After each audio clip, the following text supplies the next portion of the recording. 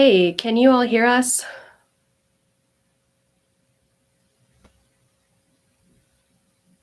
I'm not sure if you can hear us. So we have one listener right now. Is there any way you can comment and let us know if you can hear us or like our video? Because last time we tried to record this, we actually did not have any audio. So looks like that person is maybe not listening. That's okay. I'm going to check my phone really fast to see if there's audio on this. Because there is audio. Terrific. Okay. Awesome. Good. So, welcome to our YouTube Live on sociology and science communication. We're excited to chat with you for the next 30 to 45 minutes about sociology, science communication, and why sociology should inform science and science communication, or Cycom. I'm Sheeva Azma, a scientist turned science communicator, and I'm joined by Kelly Tabbutt, a sociology PhD student who will soon be on the faculty at Oberlin College. We're two of the faces behind Fancy Comma, a science communications company dedicated to educating scientists about the best practices in communication. We explain science to the world, not just to the general public, but also lawmakers, executives, and other important stakeholders. We also mentor and train science students in communication and talk a lot about the culture of science and ways that science is shaped by the people that perform it. If you're new here, hit the bell to subscribe to our channel and get notified each time we post a new video. Let's get started. Welcome, Kelly. Excited to chat with you today. I'm excited to be here. It's going to be a great discussion because last time we had a discussion. It did not get recorded. So, but it was a great discussion. It was great. It was incredible discussion. So we hope to recreate that discussion for now that we have our audio working. So, Kelly, you currently are a PhD student in sociology, which is a social science, that includes things like, I guess, psychology, sociology. So social psychology, things like social psychology, demography is often a lot related with it. So tell us about your role in the social sciences. So my role is, threefold. So kind of student, researcher, instructor. As a researcher, my research areas focus on, I focus on settler colonialism, I focus on law and carceral studies, racialized inequality, and kind of more sort of centered within my research is looking at Native sovereignty, specifically in how it's constructed in U.S. Indian law. So I have my bachelor's and master's in sociology from UW, University of Wisconsin-Milwaukee. I will have my PhD from OU this summer, which is super exciting. And that's as a student. And then as an instructor, while I was a PhD student, I've taught Introduction to Sociology and courses related to the criminal justice system and sociology of deviance and criminology. And then I'll kind of carry that over when I go to Oberlin. I'll be teaching critical criminology and carceral studies and then racialized inequality. That's a lot of stuff, and it's all really interesting and super relevant to our current world. Because here in Oklahoma, we have several people that I think Richard Glossip is one of the most recent people. He's a man on death row here in Oklahoma. And we just got a new attorney general, Gentner Drummond, and he's thinking of completely reversing Richard Glossip's sentence, which is really interesting because for our last attorney general, we had Julius Jones was a guy on death row, and he was not ultimately executed, but the governor talked to, I guess, Kim Kardashian and other high-profile people were talking about that because we're one of those places where we use the death penalty, and we also have a lot of people in jails. And we also have like a really bad situation in our jails where people actually take their lives there. I think I was just watching the news right before we were like last weekend, and there was like probably like upwards of 10 people, like 17 people have committed suicide in the Oklahoma County jail this year. So it makes you wonder what's really happening in the state of, and that's not unique to Oklahoma. It's pretty much common. Like when you go to jail, you're not planning to have like a good experience there. So really important because that's going to, it's being being a person that is incarcerated, you have no rights. Basically, they get taken away from you. You're unable to vote. You don't have. It's hard for you to get a job. So, yeah. Uh, and I think if we thought about the people that our encounters with the law and our interactions with it, when we think about the what's been happening with law enforcement and the way people see that, the sociology of incarceration becomes really important. So, next question: what drew you to sociology and the social sciences generally? So I think, sort of there's sort of four key aspects that I think, aren't unique to sociology per se, but feel really integral to sociology. And that I think sociology has the potential to do really well. So the first is interdisciplinarity. Interdisciplinariness, I think, partly because I'm just the type of person who just can't make up my mind as far as, when I was an undergrad, what field I wanted to go into. There are just so many different ways to look at questions and answer them. I think, sociology is really well positioned to listen to other fields and to inform other fields, other social science fields, but also other fields outside of the social sciences. So I think that's one of the main aspects that I appreciate about sociology. Another major thing that I appreciate about the social sciences, effectively anything that's studying human behavior, is the sort of pragmatic power that it can have. So you're studying, human behaviors, human events, issues and experiences that humans face. And I think that positions the science, because it is so deeply human, to really be to take the work that we do and what we learn and make it something that organizations and governments and individuals can actually put into real world practice in a sort of day-to-day way. I'd say the third thing that I really appreciate about sociology is the focus on reflexivity. Again, this is not unique to sociology. I think the idea of reflexivity actually originally comes from anthropology and was carried over to sociology. But this idea of recognizing your own, what's called positionality, but essentially recognizing sort of your own placement in society, that can be based upon race, gender, class, et cetera. It can be based upon your occupation, your education, where you live, but just recognizing that all of those identities put you in sort of relations to other groups and to society in general, and just sort of realizing how that shapes your perception, how that shapes the interactions that you have, who you interact with, etc.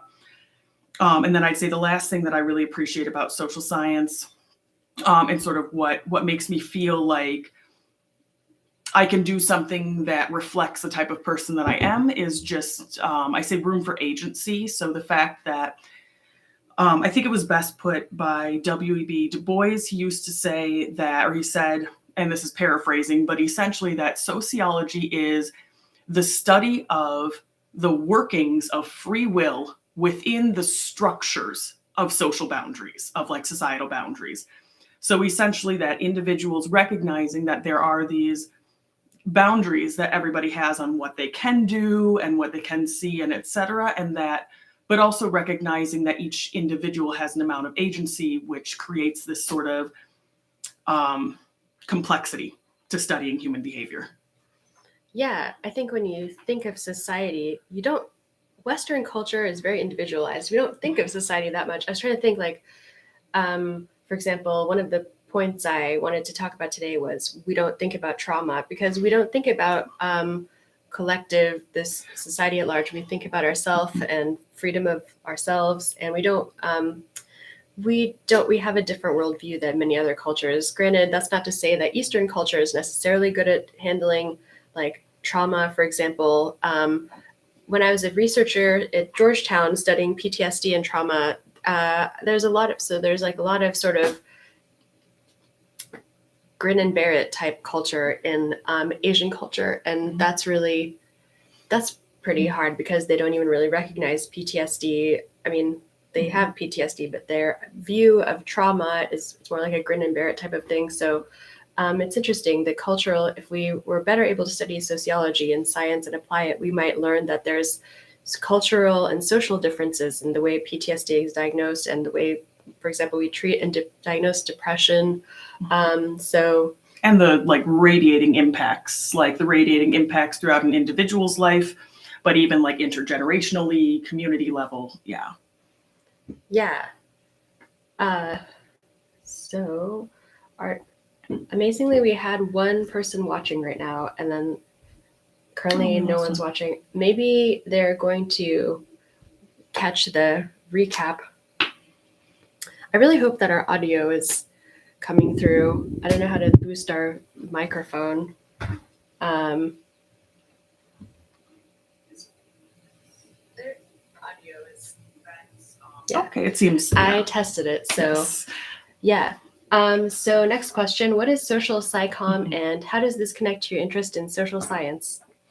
Sure. Yeah. So, social Cycom, basically it applies the principles of Cycom, but to the social sciences, right? So that kind of that's an obvious definition. So it applies the principles of Cycom to things like political science, anthropology, psychology, sociology, obviously. Essentially what that means is Cycom is the practice of making research methods, findings, etc., of a field, sociology, for example, relevant, interesting, and approachable, and applicable to broad audiences. So I'm thinking here specifically focusing on non-academic audiences. So essentially bringing it beyond the ivory tower. In sociology, so what I refer to as social Cycom, a lot of people, I think, would probably call that public sociology, and they might have the equivalent like public psychology, etc.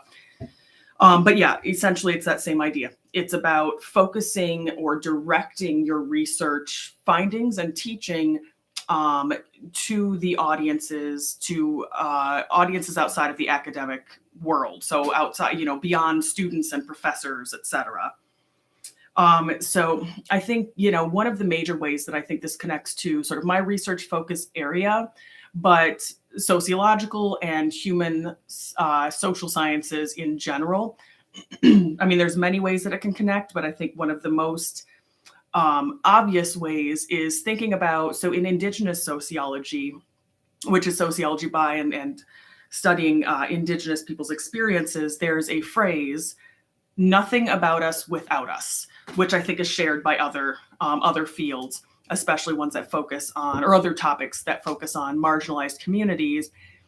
So ideally what that means is that you should not be writing research about, for example, I'm not Native. I'm a non-Native person. So I ideally really should not be writing about Indigenous experiences or Native experiences without at least consulting with people in those communities. Ideally, the research should be sort of co-authored and co-directed, if not even maybe led by those communities that are implicated in the research. But essentially, with what public sociology or social Cycom, what these all kind of do, or the importance of these in bringing this research to the broad communities, is it opens up space for every member of that community, to be a part of that dialogue, to be able to understand the research that's going on and to have a voice, potentially to say like, hey, that's actually not what's happening. You're misreading that. Or, what about this aspect that you didn't, talk about? So basically creating a space and a voice for people outside of academics to influence and be informed of research.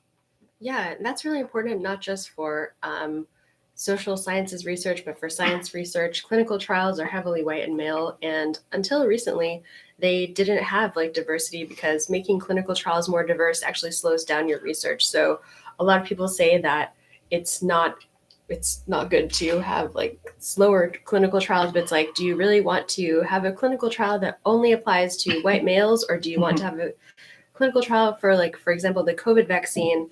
Moderna slowed down their clinical trials so that they could be more diverse, because ultimately, basically, everyone would be getting this vaccine, or anyone that wanted to get it. So it's important. That kind of stuff matters a lot, because if you only test your science, your medical product in one group of people, but then you give it to everyone, you're missing a huge part of society. And I guess that's where the sociology part comes in. Excuse me. So that's all really interesting, Kelly. Can you say a bit after you take your water break? Better get the frog out of my throat here. Yeah, about any research you've done or are doing?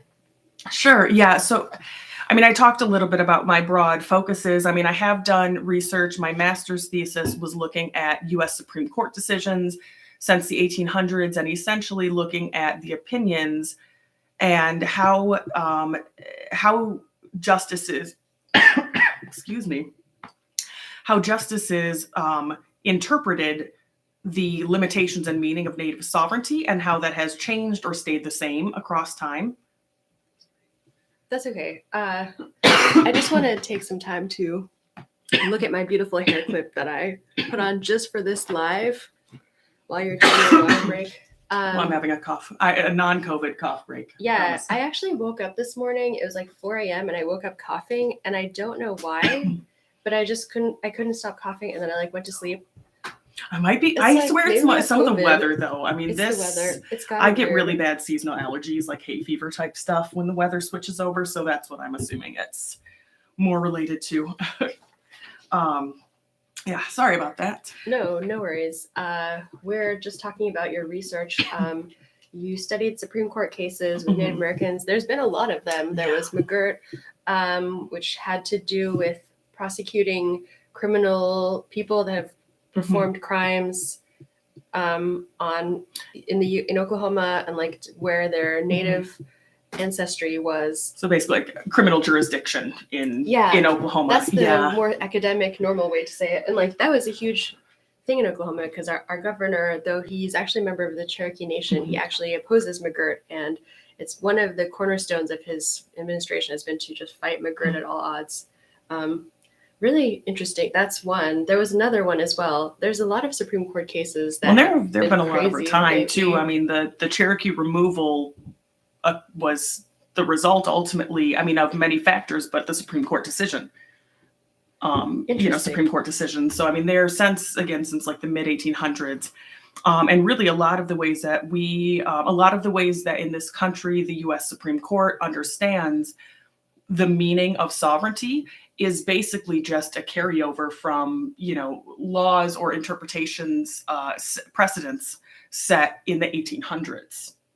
Yeah, and it's really interesting that the way our Supreme Court has been, precedent has been like the law of the land in the Supreme Court until the overturning of Roe v. Wade, which was a precedent for such a long time. So actually, I don't know what the Supreme Court has been up to lately, but recently it's weird to check the Supreme Court decisions, because we elect the president, we elect Congress. The Supreme Court is chosen by I guess the Congress and the president, and so people don't really have a voice there. And I remember there was a period of time where Supreme Court justices were fearing for their lives, because I think the problem and the most underlying issue is that people are super divided on these issues, no matter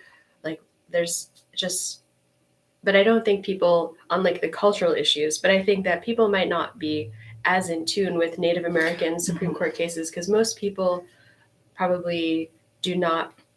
Many people may care about it, but I think that unless you're Indigenous, you probably don't need to really follow the news on that. So, and I think for most people, because, even if you're looking at the population of people who identify as both Native and another racialized identity, it's like 3% or less than 3% of the US. So I think it's viewed as, that's another thing, is the population is viewed as so relatively small. And honestly, a lot of people really think that Native people are effectively extinct in this country, which is wild, the amount of people who honestly think that Native Americans don't exist anymore. So there's just this generalized, and that's one of the major issues facing Native people, and their struggle for equality and rights is that invisibility.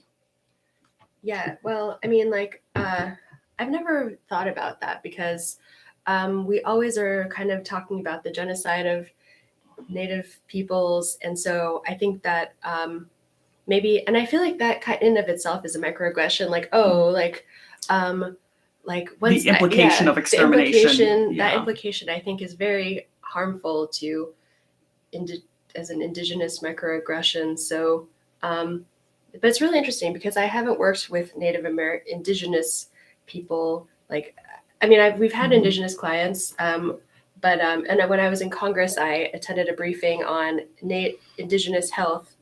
But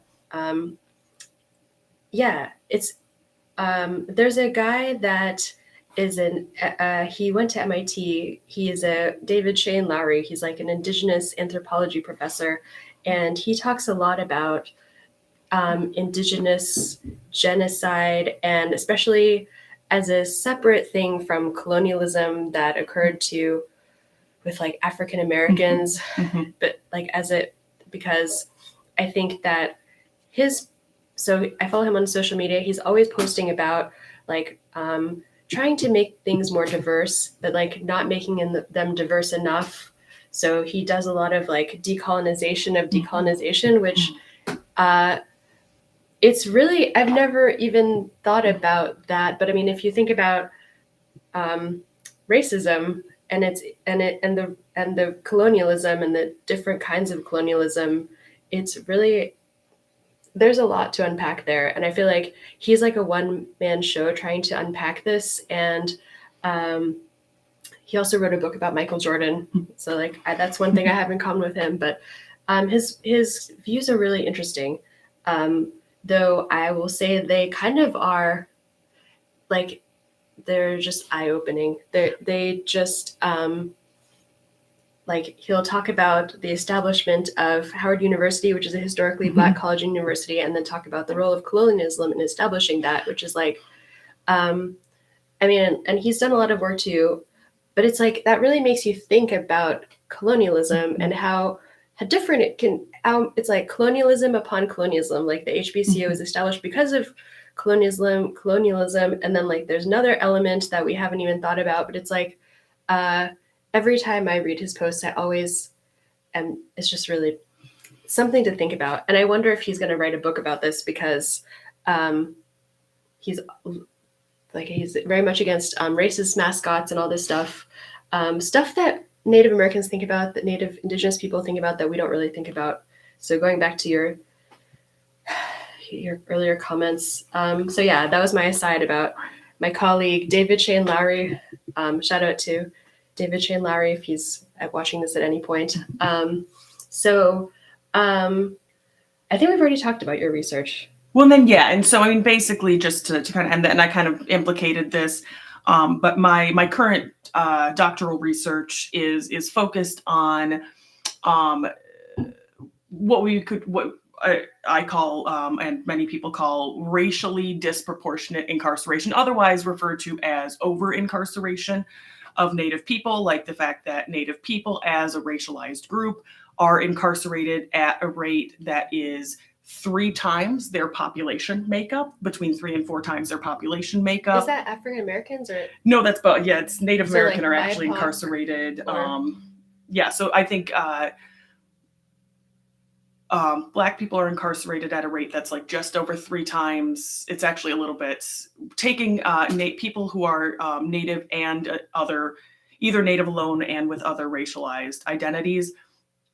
They're incarcerated at a rate that's actually closer to 4 times their population rate. So it's about 12%, where they make up about 4% of the US population, and about 12% of the incarcerated population.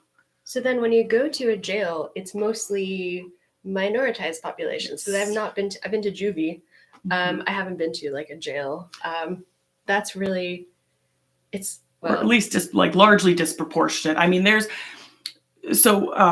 incarcerated people certainly still make up, might make up close to 40 or 50%, but white people as a population make up between, 60 and 70% of the US, depending upon how you're measuring it. So, I mean, again, they're basically underrepresented in the prison populations, whereas especially Black, Latino, and Native populations are overrepresented. Interesting, because it gives you a lot to think about because you're when you think about law, police reform, um, and then obviously a lot of people that are pulled over or that have encounters with the law end up going to jail. Um, I saw this one video. It was like a white woman. She was literally like, she got a ticket. She was like, "Oh, I don't want this ticket. Can you turn it into a warning?" And the guy was like, "No, you're going to jail with me." And so I was like, wow, that was like it. I just assume that a lot of things just like that's so random. Like that's definitely an escalation that you don't want to happen.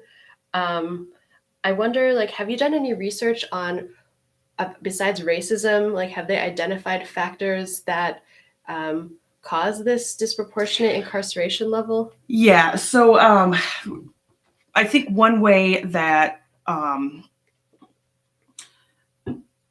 is kind of coming to light in the research that I'm doing and in the readings. I'm trying to think of how to explain it. One side note that I'll just make about all of that is that it's actually really kind of difficult to um, it's really difficult to call these sorts of outcomes really kind of racist in and of themselves because you think laws are just laws. They're on the books. They're not written as targeting any particular community, but among other factors, we have to remember that there is a great deal of discretion left up to police officers, left up to judges and attorneys, probation officers, intake people, etc. That leaves a lot of room. So that's one way that plays out, even though laws in and of themselves at this point are not written explicitly racially. So I just want to mention that. But and it's really interesting to think of that because that like the Constitution, we wrote that to have freedom, liberty, and justice for all. But like back when that was written, like I wouldn't have been able to vote. Like people were enslaved. So it really makes you wonder, like, what is the true meaning of the words that are in our? I mean, like legally, our laws apply to everyone, but in practice, it doesn't always happen like that because, like, if you don't have money, you can't get a good lawyer. We were talking about this last time on the YouTube that actually did not have audio. That there's a lot of economic privilege afforded to people. So like if you just even knowing like what are the best practices to when you're pulled over or like talking to your lawyer about like driving tickets, having a good lawyer that costs money, being able to afford bail, being able to afford getting sent to a rehab center rather than going to jail, that makes a huge difference because as I was researching for this, people that have trauma, they're more likely to have substance abuse problems to cope, and many substances are illegal, so they get into criminal behavior or like they are become addicted to something and they do criminal activity to get drugs. So but no, I guess I just want to add that I think that is kind of the big key. One of the big key takeaways here is that really at the end of the day, it's kind of easy to look at these inequalities in justice system contact in whether or not you get arrested, whether or not you get a ticket or a warning, whether or not you end up getting incarcerated or get probation or get rehab or whatever. Is that kind of you could say that at the end of the day it actually comes down to economic differences, but because economic deprivation is racially disproportionate, because people of color experience economic deprivation at a racially disproportionate rate.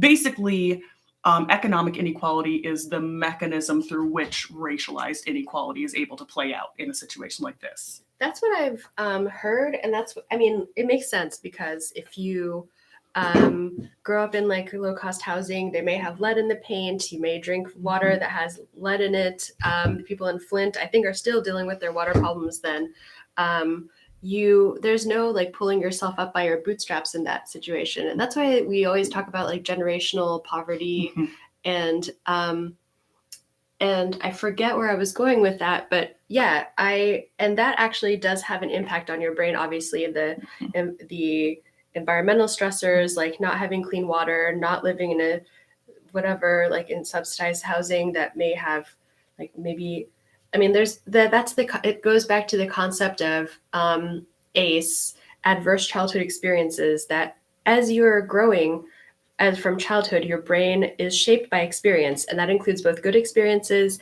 and bad experiences. So, developmentally, when we're kids, we develop our visual system by looking at the world, and that creates the columns in our brain that are dedicated to the visual system.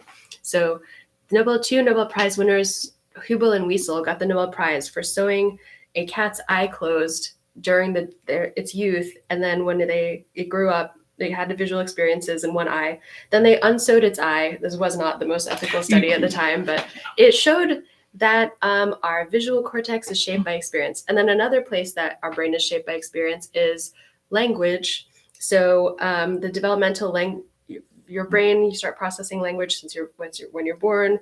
Auditory input, producing language helps you learn a language, but you can learn specific languages after the age of about 13 or so. Sometime in your teenage years, that window closes. So that's why if you learn a language as an adult, you're more likely to like not be a native level speaker. So, but the same can be said of bad experiences. So if you are there's a number of bad experiences. I won't like name them one by one on here because that would make a really boring and depressing YouTube. But you name it, whether you don't have access to enough food, you don't have access to clean water and air, you don't have somewhat social supports growing up, you have negative life experiences. Experiencing racism. Racism is actually becoming, in the neuroscience world, racism is actually starting to be formally known as racial trauma. So, yeah, that actually does. Although I hadn't thought about that because we never talked in the past. When it's been about 10 years since I've formally been in the ivory tower, and I've never heard of anyone talk about racial experience as a trauma. I mean, like informally, yes, we'd be like that was a form of trauma, but like.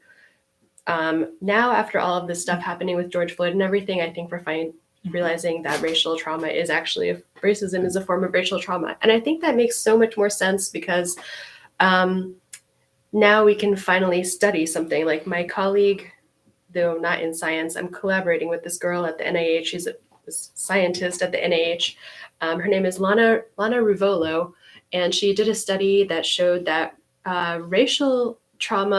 racism actually impacts your brain. And when you have post-traumatic stress disorder, it actually has a neural basis. So there's a neural basis of racism in PTSD, which is really goes back to like, if you can find the neural basis of something, I would say that it's very real, but there's a lot of stuff that have a neural basis that we don't talk about. Like trauma has a very distinct neural basis.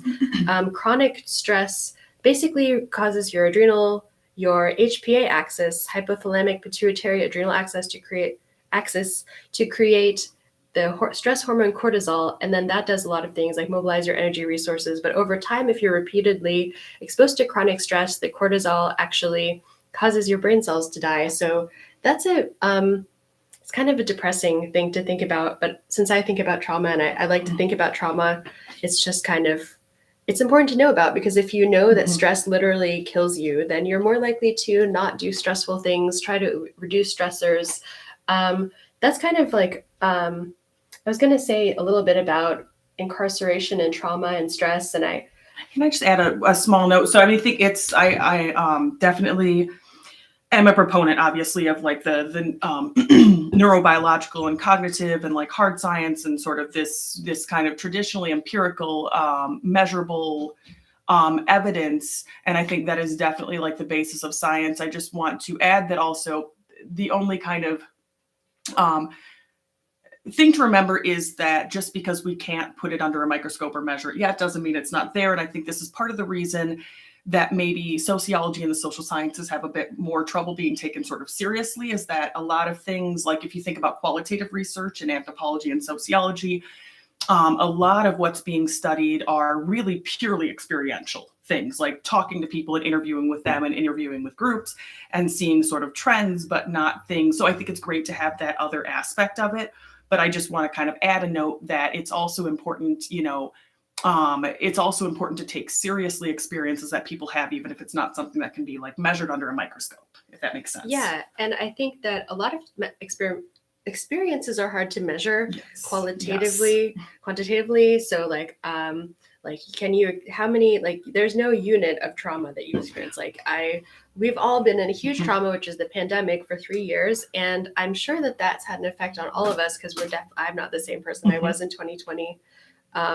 In some ways, I feel like I'm more resilient, and that's like another thing, as I wanted to definitely mention resilience as part of trauma, because if you're able to create a narrative for yourself in your, like, for you, like, I experienced such and such trauma, but I'm moving forward so that I can have I was in a pandemic, but luckily Fancy Comma helped everyone explain science better. And so now I have all these skills and I'm ready to apply them and learn from the lessons I learned in the pandemic. So that kind of thing can be really helpful in trauma. I'm currently reading The Body Keeps the Score by Bessel van der Kolk. And his whole thing is that when you experience trauma, the body keeps the score. So trauma takes a toll on you, in other words. And as I mentioned, it literally changes your brain. Whether it's for better or for worse, who knows? Because, there's a lot of people that have like been in a war or something, and like now they're like a veteran or like a special forces soldier, may have like a lot of resilience. And people have done a lot of studies of special forces soldiers to see like what makes them resilient. So, but I don't think that as a society, we think about the role of trauma, because because it's just something we don't think about it. We don't think about like, what does it mean to have a bad experience or like have a negative experience, or we don't reflect on our experiences that much, like in our everyday. We just like drive around in traffic, like someone almost drives into us, like that can be traumatic, but we're like, oh, whatever. And then we just keep driving. Then like the next time that happens, we kind of have this little panic attack response. So little things like that, to me, I think are, driving is actually like relatively safe and dangerous, because it's like, just talking about driving makes me anxious. But the mental health community is making strides in understanding trauma and the role of trauma in our everyday experience. And because trauma it changes our brains, it makes us think differently, it makes us act differently. And so the idea of trauma-informed care in the mental health world helps understand how trauma leads to behavioral problems.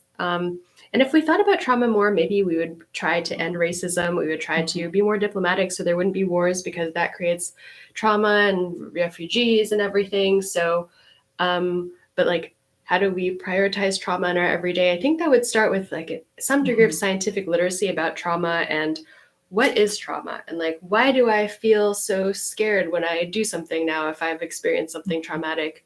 Well, I think part of the issue might be, so I think, I think of sort of two things when you say, resilience, which I think is a really important thing to remember. So on the one hand, when thinking about like, decolonizing sciences and how we talk about Indigenous communities, how we talk about communities that are racialized as,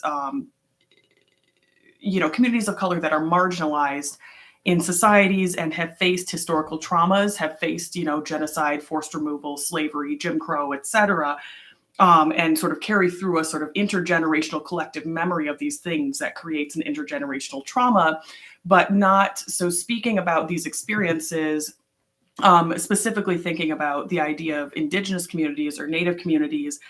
I've read sort of about a movement to talk about the idea of survivance. So rather than having sort of a victimization focus on things on basically looking at Native people as just the sort of perpetually victimized community, also talking about, again, survivance, things like resilience, which I think is really important, but also I think we have to be careful not to get into this whole what doesn't kill you makes you stronger mentality, because then we can also start to glorify trauma, where it's like, oh, you've gone through so much trauma, then you must be a really strong person. Yeah, because if you've gone through trauma, like, yeah, I survived trauma, but now trauma changes you. It makes you unable to, a lot of people that have gone through very serious traumas can't feel emotions normally, or there was one story when I was a grad student at Georgetown. Our we had a medical neuroscience professor that was an anxiety researcher, and she said she gave a story. She told us a story about this guy who was a veteran.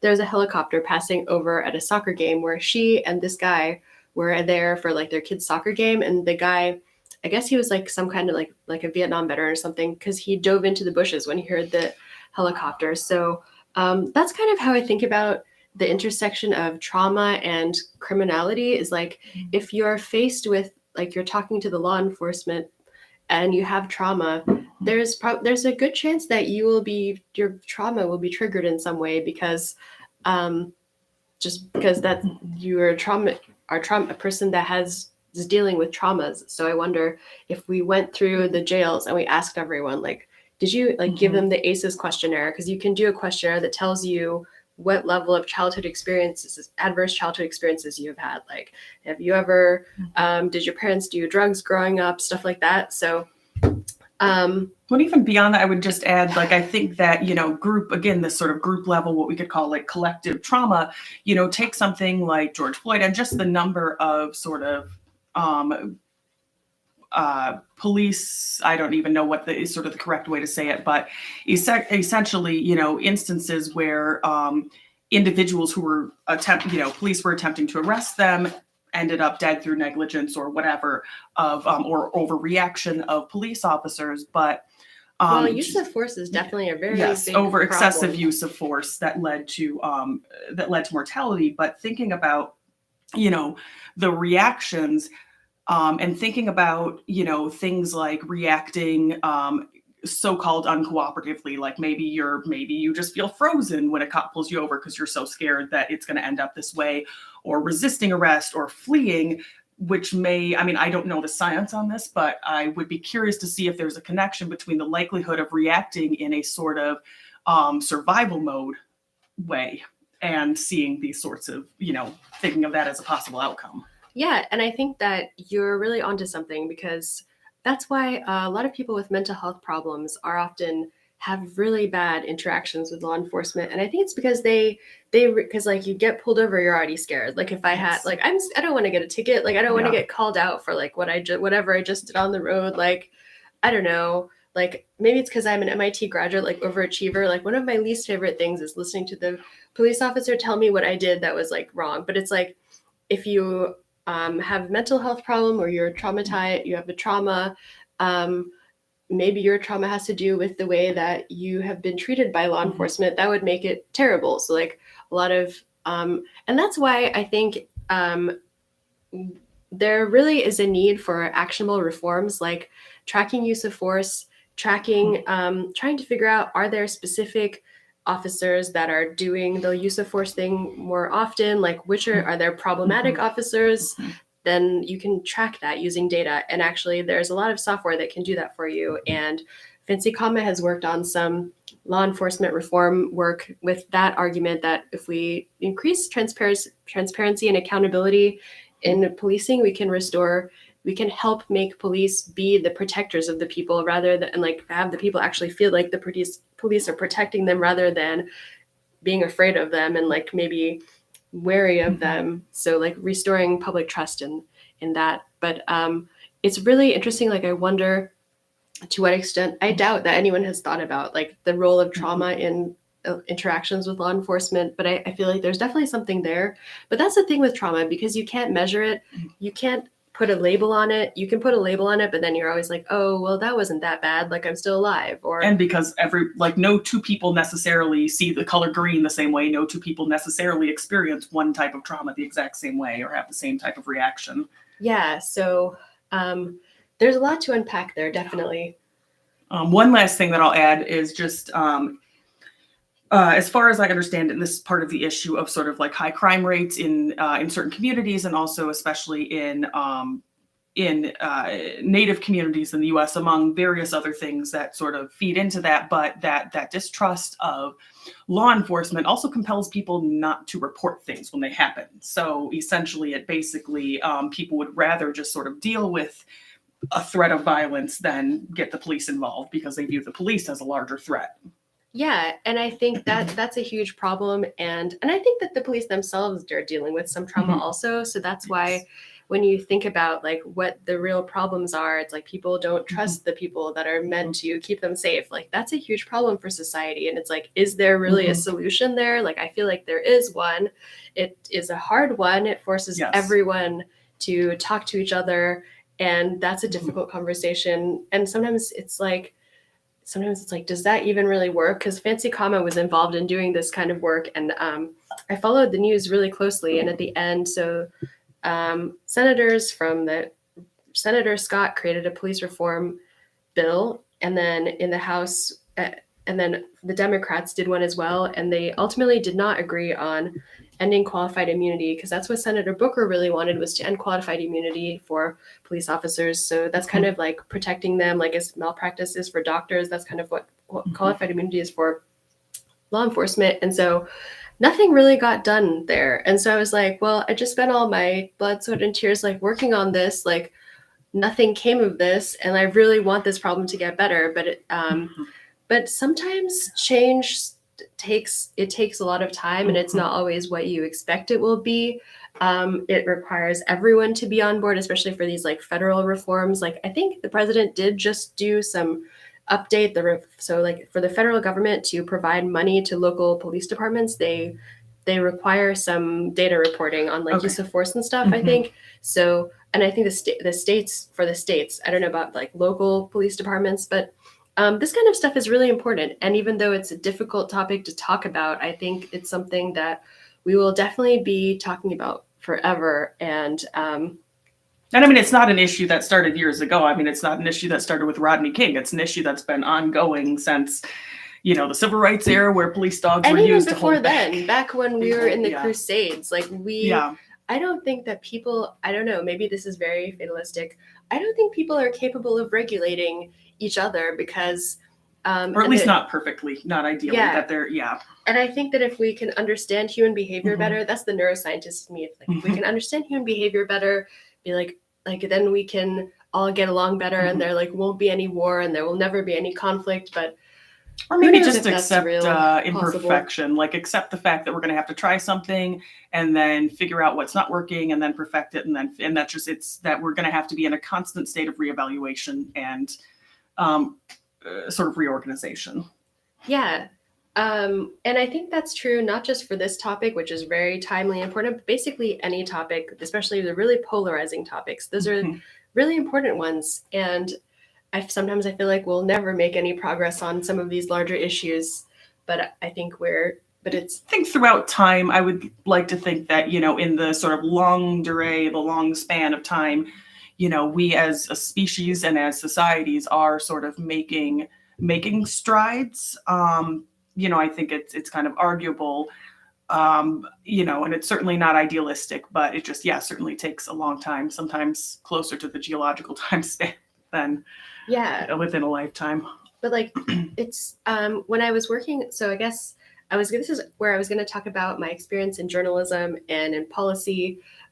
So I think it's really important for people that are involved in this kind of work, to have multiple areas of expertise, like journalism. I'm a scientist. I'm also a science communicator. I'm also a journalist. I'm also a policy wonk. I wear all of these different hats. I interned on Capitol Hill in early 2017, and that helped me understand the policy aspects of everything. It was always my dream to work on Capitol Hill. And I actually did attend a briefing on law enforcement issues, and it was really chill. The officer was really nice. He actually gave out his phone number to like everyone. I don't have any more, but I don't have any of my notes from when I worked in Congress, which is really bizarre. But actually, there's a huge need for people that think about things critically, like research-minded people like us, like other scientists and sociologists, to contribute their input. And it was actually my Capitol Hill experience that got me into journalism, because there was a briefing in the pandemic that was about long COVID survivors being able to get diagnoses. And there was a woman, an African-American middle school teacher named Shamir Smith, and she was testifying about her inability to get a long COVID diagnosis because of her, because she just couldn't get a diagnosis. And so I decided to interview her, and then I ended up doing an article with NPR Cycomers, which is now called BU Cycomers, and it got accepted to the NPR Shots blog, which was really cool. But then all of this stuff happened in August 2021. Like there was the pandemic, there was like the pullout from the Middle East, and there was like a lot of other stuff. So my editor was super burned out, was working 12-hour days back then at NPR. So I actually think that like a lot of people quit NPR after that, because I heard they had a shakeup a while back, and then they just did layoffs recently as well. But all of that to say, now I have these many different perspectives from which to look at something. Like I write with a journalistic mindset. I analyze data with a scientific mindset, because scientists, and I don't know if sociologists do this, but scientists always want to spout facts like 24/7. Like I have to stop myself sometimes from just like straight up delivering facts. Like that's social scientists as well. Definitely it must social be like scientists the, too. like the researcher urge to constantly provide facts 24/7, because I appreciate that when people, because the world is so full of misinformation. Sometimes you just want people to tell you the actual truth. Yes. Or at least be like, I've got an article you need to read. I've got a book you need to read. This author, this study. Yeah. So so that's part of why I founded Fancy Comma, and why we're still doing this stuff. Why we're doing this stuff to show scientists, and I guess sociologists also, that their skills are needed outside of the ivory tower if we're to solve 21st century problems, of which there are many.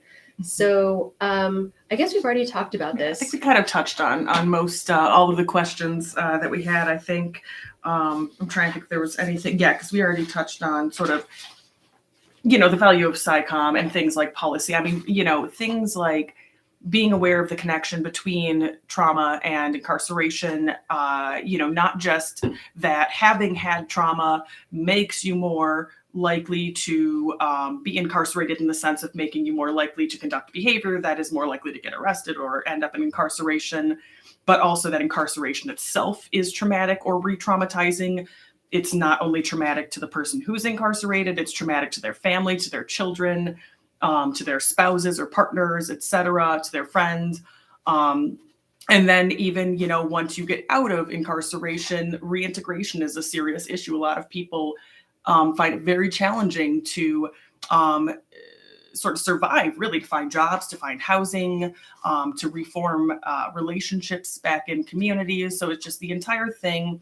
And I think, creating Cycom, social Cycom, can play a very important role, at least specifically with this topic, in increasing sort of public awareness of, public awareness that just thinking about public policy, for example, that could potentially make people more likely to support funding for things like mental health and substance abuse counseling while incarcerated, or following up afterwards, or, housing and employment programs for people after they get released from incarceration, or, hopefully more counseling and more services provided to people before they get incarcerated to help them, I think that a lot of these problems start at childhood. So like if you're a kid and you experience adverse life events, maybe you'll, because, that's when your brain's developing when you're a kid. And that's when, if you have these adverse life events, so if we had more laws that were focused on helping kids live more trauma-free lives, like everyone always talks about universal pre-K, because actually universal pre-K boosts your like IQ and stuff. So, I went to preschool and I went to MIT. So there's one there, but there's many studies, and that's a lot of people, they talk about we have to invest our children by making it easier for them to get access to education early on, to help them have better early life outcomes. And I wonder to what extent our laws can actually like improve that, so that we can, because you really, as a kid, we don't, I guess growing up, you don't realize this, but what the things you do, the experiences you have as a kid are really important for, because apparently according to Bessel van der Kolk, who wrote that book, The Body Keeps the Score, childhood experiences and childhood trauma can be much more traumatic and bad than even like going like trauma that you experience later on in life. So I wonder if Bessel van der Kolk would agree with me that like if we went through the prison and asked people about their traumas, where they would probably find like a lot of them. And so I wonder if we're really incarcerating and stigmatizing people that have already been traumatized in many respects. And I find that really fascinating. Well, and addressing economic inequality also, because as I mentioned, that is really kind of the key mechanism driving inequality. I mean, women tend to be poorer than men in general. It varies by race, but sorry, I don't know why I went down that road. That's a little bit that adds to like the trauma, but like they're mothers a lot and stuff, and they don't really like. But they tend to aren't as represented in the gender pay gap also in incarceration. But definitely there's racialized differences in economic inequality, like racialized group level inequality. But I think addressing the economic gap, if not addressing it as creating equality of wages, at least create equality of access to services, things like access to food stamps or childhood education and things like that. So I think hopefully recognizing all of the factors that sort of play into this outcome of incarceration or disproportionate incarceration could be addressed. Yeah, and I think both social science communication, or hashtag Cycom, and also science communication can play a role here, because the social aspect is obviously the way that we like looking at society, looking at different groups, like why are different groups marginalized in the prison, jails, etc. The scientific aspect, like understanding the neuroscience of trauma, understanding maybe even the neuroscience of recidivism, because apparently it's linked, I just learned this today, it's linked to substance abuse disorder in a lot of cases, because I Googled, is trauma related to going to jail? And then I learned that people with PTSD are much more likely to have recidivism. The source I found was from the University of Illinois, and I think it was talking specifically about drug convictions, but I wonder to what extent, like, other crimes, like there's a ton of different crimes out certainly there. Like violence, things like domestic violence and such are definitely linked. I mean, I know there is a lot of criminological research that talks about the connection between, specifically things like between ACEs, adverse childhood experiences, and incarceration and substance abuse, and whether you are the perpetrator or the victim of something like domestic violence, etc. So yeah, at least in my neck of the woods, in my academic neck of the woods, that's definitely something that is talked about a lot. Interesting. This gives me a lot of food for thought, like especially the combination of science and sociology, I feel like is very powerful to truly solve problems for like in the world. And I wonder, and I think it has to do with the fact that scientists are kind of siloed from society. We like to think that we're just doing science every day, but truly you can't do science in a vacuum. Science happens in the context of society, performed by society. Scientists are members of society. And I think that's something, sometimes scientists don't grasp that enough. Like they kind of feel like they're outside of society, but then like something happens and they're like, oh, well, like remember the March on Science. Like I was really proud of scientists for being political, like marching for science, because I feel like they finally started to collectively organize and make their issues more known. So I don't know if sociology has like a march for sociology, but they should do one as well. That I'm aware of. Yeah, I mean, I know science, the hard side, I'm always a little bit, I'm like, sociology is a science as well, but it's a social science. So it's when we talk about sciences, like most people, I think are referring to like the natural sciences. But, I think that among like natural scientists or among the non-social scientists, there tends to be this sort of way of approaching, and this is, some sociologists look at it this way too, but there tends to be a way of approaching data and research and findings as that you're looking for this pure, unadulterated truth, right? So you're trying to find this like perfect, in a vacuum truth. And I think that kind of speaks to sort of that approach where it's like, oh, scientists are supposed to be unbiased. Like you should always be unbiased in your research, which it's like, yes, you should always try to be unbiased, but we're humans. So it's kind of impossible to not have some sort of perceptual bias. Yeah. And it's important to know those biases. And they're not even, sometimes there's systematic methodological biases. Like the fact that clinical trials are heavily white and male is something that wasn't even really like a huge deal until the pandemic. And now seems like the NIH just like I saw these people on Twitter that got grants. They're studying like racial stress and all this other stuff that 10 years ago, I don't think we were really studying that. I think that scientists have really finally kind of been able to understand the role that they have in solving problems in society and understanding the things that we don't really talk about, that we kind of have an understanding of like informally to ourselves, but like rigorously studying them using science, I think that's very powerful. And I think that's somewhere that science and sociology can both be helpful and play a role. So that was our live stream. Amazingly, we have not had any viewers. We just hit 1 hour yammering. And yeah, it was, I think we'll try to publish this. I'll try to like use my video editing skills to publish this as an actual video. But this was really great to chat with you and learn about sociology. Amazing that we finally were able to be heard on YouTube, because last time we recorded this video, it was like 1 hour and 20 minutes of just silence. It was just us talking with our just like mute. So this has been great. Thank you so much for coming to our live stream. We'll definitely be doing more Fancy Comma live streams. Send us your questions. Follow us on social media, on Instagram at Fancy Comma, on Twitter at Fancy Comma. Go to our website, www.fancycomma.com. Scroll to the bottom where you can find all our social media handles, and we'll catch you later. Thank you for listening to us today. Have a good day.